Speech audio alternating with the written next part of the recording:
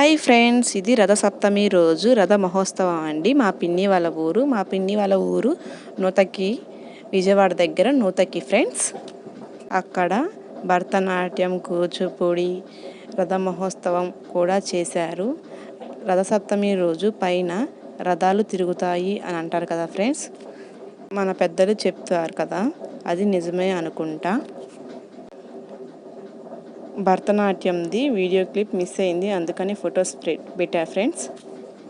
రథాన్ని అక్కడ ఊరి జనం అందరూ రథాన్ని వాళ్ళ చేతుల మీదుగా రథాన్ని లాగుతూ తీసుకొని వచ్చారు. ఊరంతా ఊరేగించారు.